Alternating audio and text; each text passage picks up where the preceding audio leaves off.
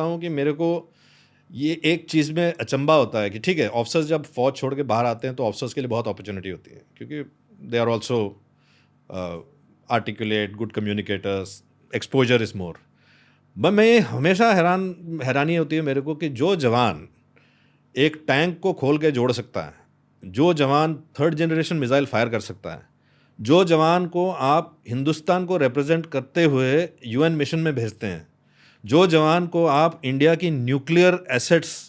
Handle करने की जिम्मेवारी देते हैं, उस जवान को सर्विस के बाद आप सिर्फ एक होटल के बाहर एक सिक्योरिटी गार्ड की नौकरी दे रहे हैं। उस जवान में इतनी कैपेबिलिटी है, वो इतना कुछ कर सकता है, उसको लेवरेज करने की बजाय उसको एक सिंपल सिक्योरिटी गार्ड की नौकरी देना मेरे हिसाब से नेशनल वेस्टेज है। क्योंकि उस जवान को बना के तैयार करने के लिए कितने करोड़ों का खर्चा हुआ है वो शायद लोगों को पता नहीं है। एक जवान को ट्रेन करने के लिए लाखों का खर्चा होता है। फिजिकल फिटनेस, मेंटल रोबस्टनेस, हथियार की training, team working, engineering, signal, communication, ये सब सीखने के बाद वो एक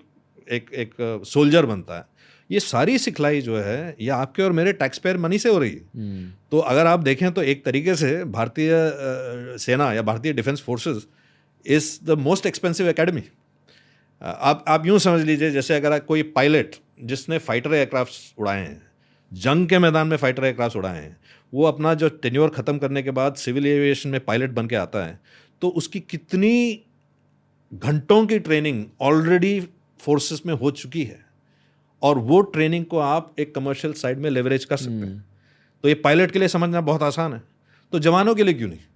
जो जवान ने हवलदार के तौर पे 10 लोगों को संभाला है,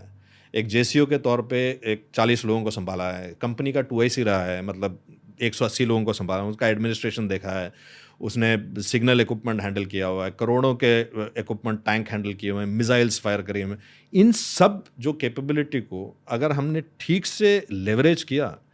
तो मेरे हिसाब से एवरी ईयर 50,000 लोग निकलते हैं फौज में से। ये 50,000 लोग सिर्फ अपनी टेक्नोलॉजी नहीं लेके आ रहे हैं, ये ऑर्गेनाइजेशनल कैपेबिलिटी लेके आ रहे हैं, ये एक्सपोजर लेके आ रहे हैं। जो एक जवान मान लो रिटायरमेंट के बाद मंडी में जाके बस जाता